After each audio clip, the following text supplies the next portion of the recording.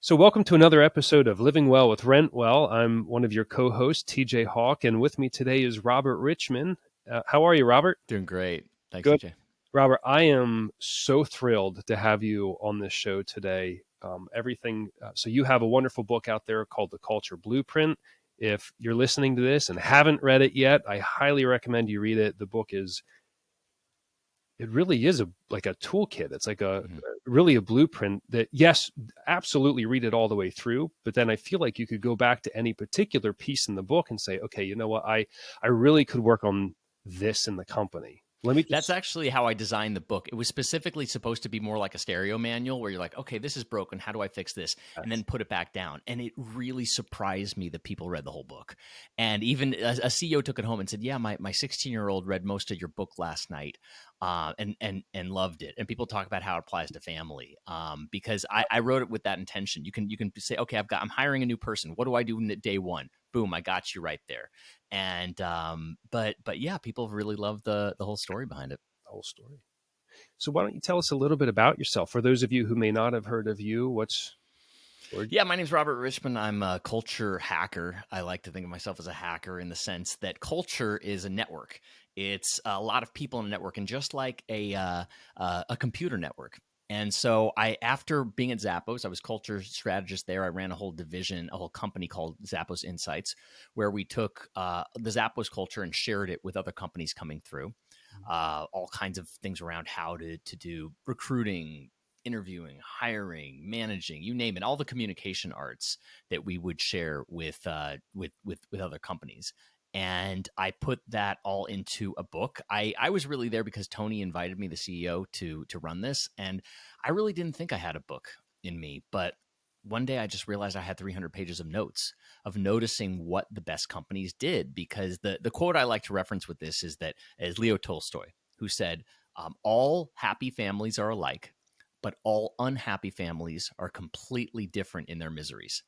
And that's what I noticed. Every company had very unique problems, but what worked was constantly the same because people are people. And I took all those and I really put them into this book, The Culture Blueprint, the High Performance Workplace.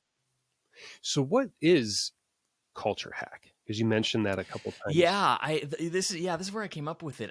So many companies would come through, everybody from a college entrepreneur to soup kitchens to Procter and Gamble and Coca-Cola, and they would always leave a little overwhelmed, saying, "Oh my God, culture's everything. It's hiring, it's interviewing, it's innovation, it's leadership, all those things. Where the heck do I start?"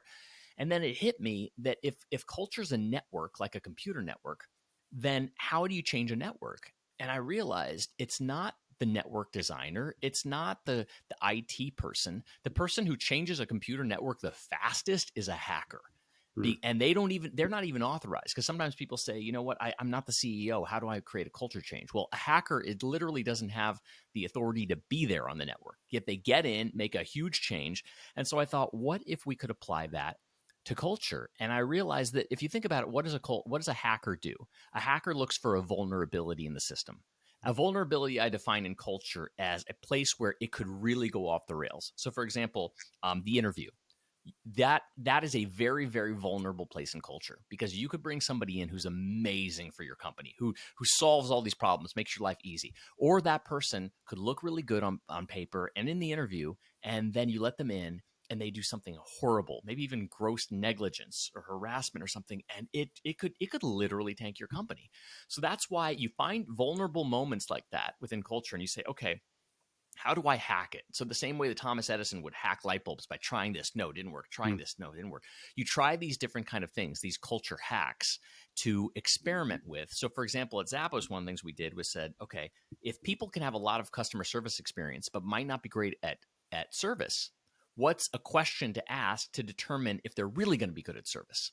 And so to figure that out, one of the questions is, tell me about a time when you helped somebody out when you didn't have to. Because then you can tell if somebody loves to be of service. If they love to be, you can hire them for the role. It's not about the experience.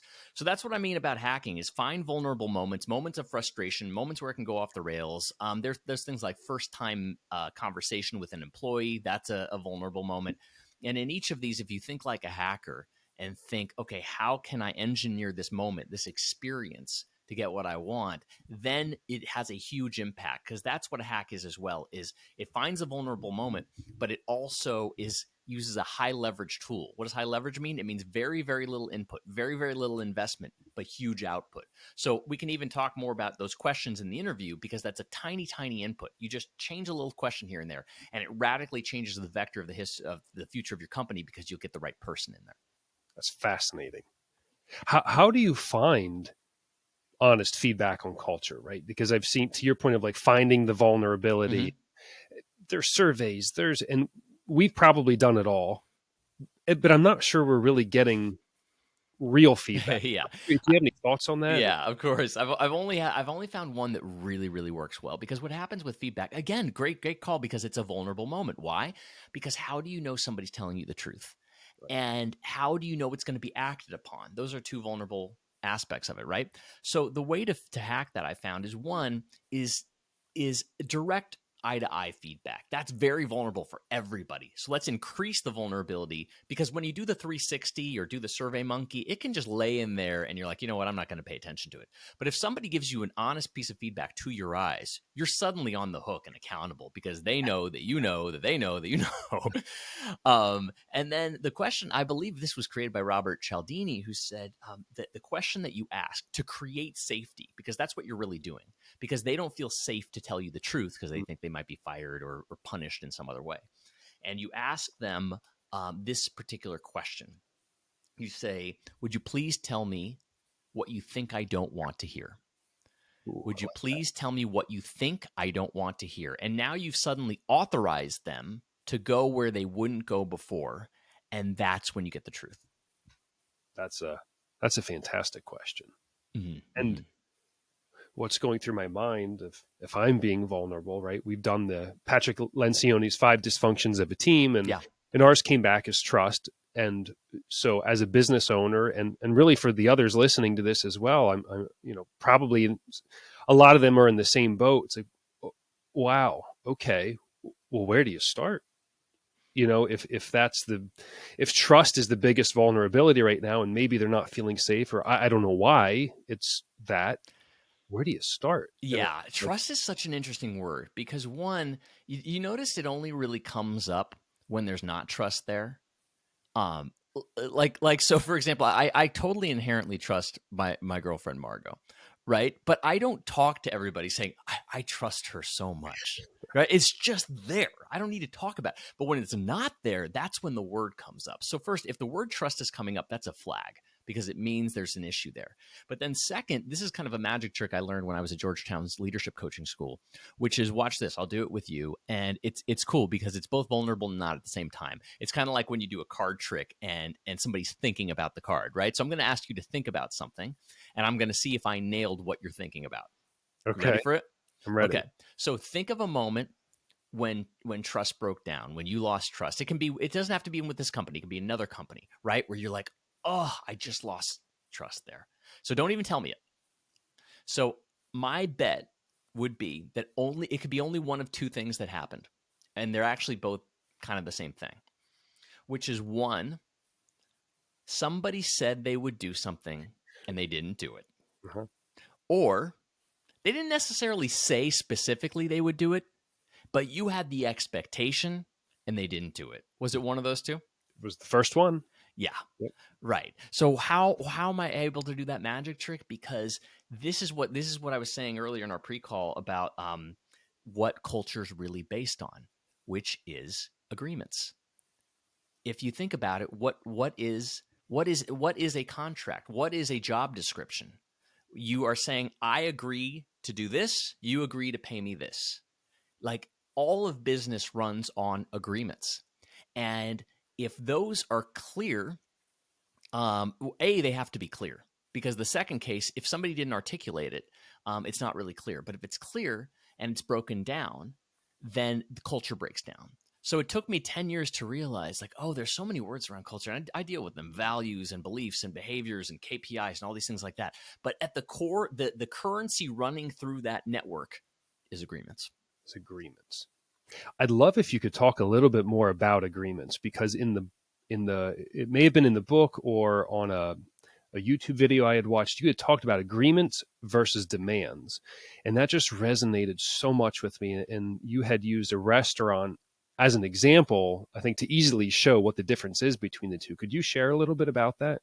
Yeah, the restaurant is a Cialdini reference, and then I'll make it a little more corporate. But the basic idea with the restaurant reference is that they tested this idea out that, you know, when you call in for a reservation, we'll say, "Hey TJ, we got you down for a table of 4 at 7:30. Call us if anything changes." You say, "Great," right? And then you don't call. And the subtlety there is that it was a command, and you never really agreed to it. You're like, I didn't really agree. That's what subconsciously is going on in the mind. But when they changed the language, because culture exists in language, and they changed it to, "Hey TJ, we got you down for a table of 4 at 7:30. Would you please call us if there are any changes?" So now there's not a command, there's an invitation. And now I'm waiting for an answer. I'm waiting, and you say, "Yes." I could, "Great, thank you." And in that test, the calls went up by 80%.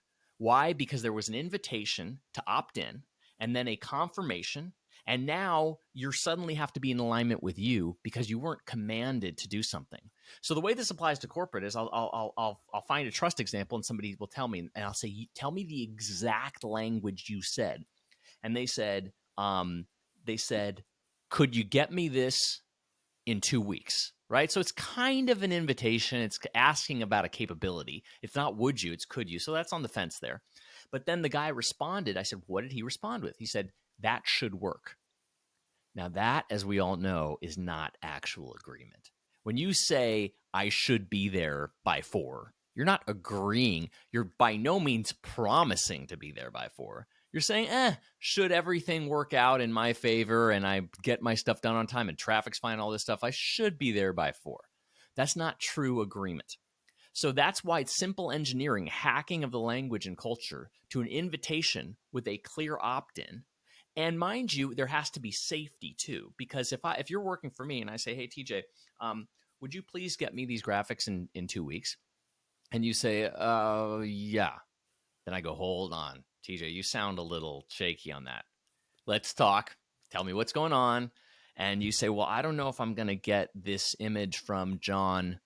And I said, "Okay, well, let's just assume that John gets you it by tomorrow. If I can get that by tomorrow, will you have this to me in 2 weeks?" And you go, "Yeah." And that's how we workshop it if there's hesitation. But people need to be able to say maybe, or even say no, where you say no. And I say, "Hold on, I got to see your to-do list, because if you don't have time for this, I want to see what else you're working on." And then we workshop it and we say, "Okay, well, take this off. I don't really even need you to do that anymore. Can you take that off?" And you're like, "Great." And then that's how it becomes true agreement. I love that idea so much because, in fact, this is such a timely conversation. Earlier in the week, my business partner and I were together. We had the leadership team, and part of the conversation that came up is I was sharing some stuff that's going on. So, what am I missing? It seems like for multiple different conversations I'm in, I thought we had an agreement that so and so would be done by a certain timeline or day, and it seems like most of the time they're getting missed. And it could be, with 40 people in the company, it could be across the company. So it must be on me. What am I doing wrong? And so this idea of the agreement versus a demand, instead of saying, "I need this by Friday," or just spend 5 hours on it, and then kind of walking away from the conversation and not really making sure we have their buy-in, I guess. Yeah, I love that, because it also plays with specificity, as we talked about, in clarity in the beginning, right? Because you can say there's certain terms I use now with companies. One is DOD, definition of done. Like, how will I know it's done? Is this a full done PowerPoint? Is it an outline? What is it? What are we agreeing even to the definition of done? Love that. And once we go to that, SOS, standard of success. What makes this great? What would make a crappy PowerPoint versus a good one? Tell me that. And you're like, "Well, I don't want a lot of words. I just want some images. I want to make sure it's less than 10 slides. Okay, got it. Now we're way closer to getting you what you want." Right? And then MTM is measures that matter. Is there a certain measurement you want? Are we going for it? Is there some type of goal with that? What level of feedback do you want? Do you want me to show you every week what I'm working on? Do you want me to just deliver it? Do you want me to just send it to the client without you even seeing it? What level are you involved in this deliverable? Right? So these are all layers of clarity that are often are not specified. And Yeah. without clarity, then you get disappointment. Yes. And I'd heard before, like expectation, right? If your expectation, it's that gap between what actually happened and expectation. And did you even communicate what the expectation was? Or was it just you kept it in your head? And no, so, okay, oh God, I have so many questions. It's Go hard to for it. decide where to go from here. The, in the book, you also had so I have a question around kind of like future of culture, but maybe we can come back to that, Sure. right? And in the book, you had also talked about some habits of highly successful people. And as we're talking through this, it's making me think of highly successful people have some of these habits, right? The idea of the definition of done and the standard of, or what was the standard Standard of of success. Yeah. yeah. Are there any other kind of pointers or things that you've learned that successful people who have maybe built or sustained good cultures, what some of those traits are, or maybe the habits are?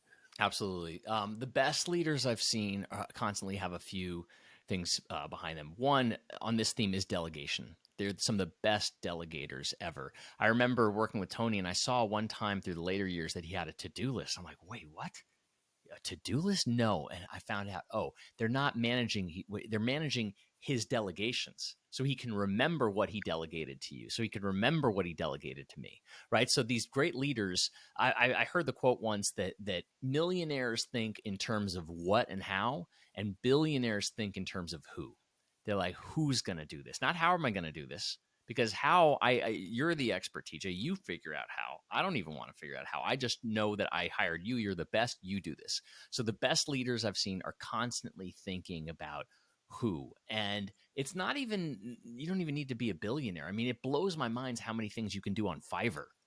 If Oh, you know yes. that site, you just think like, do I really have to do this myself? So that's one. Is they're amazing, amazing delegators.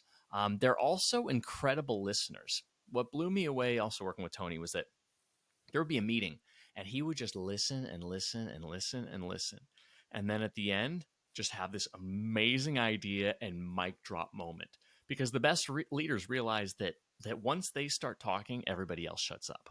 So even though they want to talk, they just hold their tongue, listen, listen, listen, safety, safety, safety, listen, listen, listen, listen. Got it all? Okay. Now I can see the battleground, etc. This is what I think. Here's my idea. Go.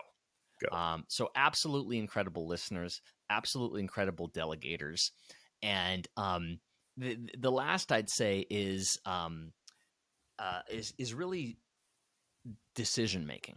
At the end of the day, that's what they're really held to account to the board, to anybody else, is to say, you know what, we are doing this. This is the direction we're going. And what I've seen the best ones do is they actually choose. I'm not going to name the company because it's a high level company and I don't want to publicly embarrass them. But I was talking to their VPs and they had 10 values, 10 leadership principles, 10 priorities.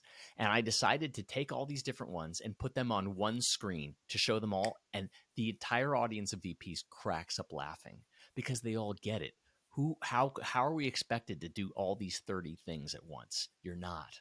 Right. So, the best leaders actually don't put 10 priorities down. They say this year, this is our number one priority. Everything goes through this. Right. So they're incredible deciders. Yeah, that's wonderful. What do they say? That's you can't do more than, I'm going to botch this up, but maybe 3 things at a time. Like for quarterly rocks or annual initiatives, a lot of company, we'll get these 7, 10, 15 things we're going to get done this year. And all the research says if you have more than 3, chances are you're not going to get them to them. Exactly. And Exactly. Yeah, it's really difficult because there's so many options, there's so many choices, there's so much we want to do, and it's painful to make decisions because you by definition you cut off opportunities. And I think one of the quotes I love is Steve Jobs said he's as in love with all the products that they did not launch as much as the ones that they did. because they were great. They had a lot of things they didn't launch and that he loved, but they had to make decisions. That's great. Can you share with us? You had mentioned the 99% rule to stop annoying your employees. Okay, I'm gonna actually be vulnerable myself and be in saying I don't fully remember that one. Can you trigger my memory on that, and then I'll speak to it? Honestly, I'd have to go back and read it as well. A while ago, I wrote down the note. This is the great thing about this not being live. I can take. Oh well, we can do that. I believe well, I believe it's this, so I think we can just go with it. Is that it definitely applies? Is that what a lot of companies do is they'll think about the 1% instead of the 99%. What does that mean? 1% of customers, 1% of bad employees, etc., they'll try to protect against that. So, for example, the way that we had this at Zappos was only 1 or 2% of companies would abuse the return policy. So rather than you like hold everybody accountable that you couldn't have worn the shoes, we show no, like TJ, we see you wore the shoes. Hey, it's okay. We usually don't allow this. We'll allow the exception, and we give you the new shoes even though you broke the policy. Right. And you're like, oh my God, thank you so much. And we're like, that's great. Why? Because there's such a tiny percent of people who do that it's worth it. And so the phrase that Zappos was literally called, it's not your money, because people would say, no, I'm not giving TJ new shoes. He definitely used this. Looks like he played soccer with these shoes. I'm not going to take these and return these. And we'd say, literally, no, it's not your money. It's the company's money. Give him the new shoes, because this is about the bigger brand. So that's really about how do you have a policy that helps 99% of people, and know that 1%, are going to break it, like literally break it, and that's okay. And that's okay. Yeah. Okay. Thank you. Yeah. Okay. Culture. There's a lot of shifts going on right now. Yeah. Right. And I'll be honest, I used to think the word culture, the idea of culture, is this touchy, feely, fluffy, kumbaya, everybody, gets along. Clearly, culture is so much more than that. And I'm learning a lot, over the last 2 years. And just as we were, I would say, building a good culture and removing some silos in the organization, COVID hit, we went remote. Nobody's really seeing each other anymore. And we're still mostly remote to today. Mm-hmm. What kind of shifts are you seeing in culture as companies are going remote and or the hybrid model? And any thoughts you would like to share? Yeah, it's really, I love metaphors, because metaphors, you can quickly understand something without a lot of explanation. And the metaphor I think that's happening right now is, imagine, all the world's a stage, we're all actors, right? And imagine we've been doing theater for a really long time. And then suddenly I say, TJ, you get to come out to Hollywood and do movies. And you're like, great, I'm an actor. I love this, right? Yes, but you've been used to having all the energy of a live audience. You've been used to playing the scenes from beginning to middle to end. You're used to all this, like all these things. And now you're going to have no audience. You're going to have to shoot things out of sync. You might have to shoot several, right? It's a different skill set. Yes, you're a great actor, but that doesn't mean you can just do movies and think that it's going to be easy. So I think the metaphor is, we've gone from theater in person, like you're in person. It's a nicer meeting. You've got all this sensory input. You've got the coffee, you've got the bagels, you're laughing together, right? And now you suddenly go on to Zoom. It's like you went from the theater to the cinema. And the interesting thing about going from theater to cinema is that, I mean, imagine any play you saw, and imagine if there was a camera in the back and you had to watch that at home on a small screen. Like it just would not be as good. But that's what leaders and managers are thinking. I can just put a camera on and do exactly what I did in a conference room, and it's not. And so the differences are, well, let me ask you, let me just turn it back on you to make it a little fun. Like, knowing that analogy and that metaphor, what do you think would have to be different? Great question. What I can say is more of a challenge is keeping their attention. So exactly. I did it. I got it right. But yeah, if you're especially one-on-one's a kind of one aspect, but man, with our group meetings or our team meetings, or it's like, how do you keep people engaged, you know, and check an email or their phone, or maybe their screen is off for whatever reason and you can't get them to turn it on. And then, yeah. So, I like to get people to think about them, and to me, the hacks, I can save people a lot of time with experimenting, which is, it's not even cinema. I should say it's more like TV, because in the cinema, you're still held with attention. But with the TV, you've got your phone there, you've got social media, you've got all these other things. So the way I tell people to do it differently is, one, shows go faster.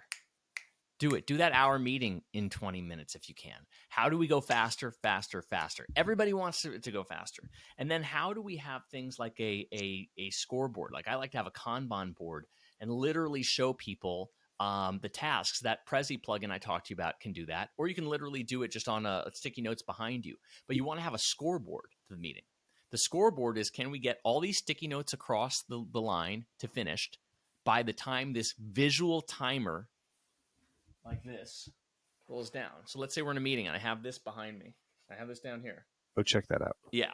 And I've got either on screen, like on Trello, or behind me, and I've got the cards. And I'm like, all right, TJ, you on your A game? We got to get 8 cards down, 30 minutes. First item, go. Right? Suddenly you're like, oh, okay. It's like the shot clock's going down. And now we're all on a basketball team together saying, hey, can we get all these 8 done in 30 minutes? And now we're on a team sport. I love that. For anybody listening to the show, so Robert held up a cool little timer that I guess you could put behind you, and it kind of has the red section of the timer. It's a clock, right? The analog clock, and yeah, you can see the red as it's counting down. I love that, especially we run the EOS model, and when we go through our L10 every week, it's a challenge to keep on time for the certain segments. I like the idea of having that behind you. It's a great visual representation. Yeah, it's also what I call a pattern interrupt. So pattern interrupts are things that really get attention because you just don't see it coming, right? So that's why when it's called the time timer. When I put this up, it's a pattern interrupt. Like, you're like, whoa, you used to lose track of time, and now you're there. Another pattern interrupt, I actually learned this from Dan Mezek as well, is this. You try this rather than slides, because everybody just goes to sleep with all the slides. Right? You literally like do this. You take any kind of card, like a 3x5 card, and just put it up with whatever writing or drawing or anything you want, and go like that and put it up analog, right? Because people are like, this is the analogy I use for it. I call it the Sesame Street analogy, because what happened with Sesame Street was they did some market testing, and they found that when kids were playing with kids and adults, they're like, okay, the kids like it, and then they had puppets together, and the kids were like, yeah, I like it, it's okay. And then what they did was they put the humans with the puppets, and the kids were like glued to the screen. They couldn't take their eyes off of it. And so that's why I think when you combine, just like the people with puppets, if you combine analog and digital and have that kind of pattern interrupt, rather than just doing either only camera or only slides, you do these kind of combinations, then it is a pattern interrupt and people pay more attention. That's pretty cool. Yeah. That's neat. Thank you for sharing that. Yeah. Well, Robert, we really appreciate your time. We're near the end of our show here. Is there anything else you'd like to share with the listeners? And then, talking about time, this is one of the number one hacks I found. Again, something I learned from Tony was noticing how in 10 years that I knew him, he was never, ever late to anything, ever. Impressive. I mean, this guy's meeting with Jeff Bezos. He never said, hey, Jeff Bezos held me late. And I realized that there's so much power in this because nobody ever controlled him. Traffic didn't control him. Jeff Bezos didn't control him. He had so much power, and people could feel that around him. And he got so much respect out of that as well. And what I'll say to leaders is I'll say, look, don't believe me. Just try it out for 2 weeks. Don't even require other people to do it. Just show up literally early to everything for 2 weeks. And notice how much better your life starts to work because you're not trying to push everything in there. You're not trying to bend reality to your own demands. Oh, if I can just squeeze this in, I'll be 5 minutes late, right? You're trying to bend reality because time is our shared reality. We can all agree on time, but 1 minute later is late. There was a comedian who was saying that we on time people hate you late people because you've got hours to be early, but like you've got like a minute and you're late, right? So like, why don't you just give a little more time? And you stress less. You have more interesting conversations. You might meet somebody you never met. All kinds of things can happen that way. So I think that one of the highest leverage things you can do is always be earlier on time, and then notice how it improves things for you, and then experiment with the rest of the company doing it. Because I think that, you know, the coach Dan Sullivan said all change starts with like knowing reality and accepting reality. And the reality is there are very few things in culture that we can agree on. Very few. We might disagree on everything about even the vision. I might be like, I have a different idea of the vision than you do, but nobody can disagree with the time. So to me, it's a central alignment point because we can at least all agree on one key fact. Plus, I think it says a lot about showing respect for the individuals that you're showing up for, that you value their time by being early or on time and not late. Because I think when you're late to something, it in some way subliminally sends almost a disrespect message that. Oh, yeah. I work with a guy also named Oren Klaff. He wrote a great book called Pitch Anything, and he's all about frame control of how you control the frame of a conversation, because that determines how it goes forward. So what he was saying is that, you know, these investors that he advises, they feel like they're not in a power position because they're groveling for money. But he said you have to take the power back. So one of the things he'll do is he'll say, it's scary to try these, but try this out. They come, it's a 10 o'clock meeting. They're late. It's 10:15. When they roll in, you say, oh, good, I see you're here for the 10:15 meeting. And it's so scary. You're going to do that to somebody you're trying to ask money for? And he said, but no, you see them go, oh, yeah, I'm sorry. My kid's ball practice was blah, blah, blah, blah, blah. And now you're suddenly got the power. Ooh, I like that. Yeah, that would take some cojones, I think, depending on the size of the audience or whoever the meeting is with, to say something like that. But I think that's important. It's being on time is a pet peeve of mine. And just to wrap this all the way down to the beginning is agreements, right? Because we learned at Zappos, part of the training was you had to show up at 7 a.m. for 4 weeks straight or you're cut from the company. So that agreement was set very, very early on. For day one, we say, TJ, if you show up 3 minutes late, 2 minutes late on any day during this training, you're fired. And do you still want to come work? Okay, great. And that's a time standard that is now established. And so that's what I would recommend leaders do is, do you have a standard around time? Because if you don't, then it's politics, it's personalities, it's preferences, it's power dynamics that are running the show. But if everybody can, remember those old spy movies where they're like, let's synchronize our watches. Let's get everybody synced up, right? That's literally aligned and synced up. Then you got powerful teams. Well, Robert, this has been great. Thank you so much for sharing. How do they find you, connect with you? Yeah, robertrichman.com is the best way. The book is there. If you go to robertrichman.com/audiobook, you can listen to the whole book for free there. The print is on Amazon. So I've got videos, etc. So robertrichman.com. Robert Richman. Well, thank you so much, Robert. We really, truly do appreciate it. My pleasure.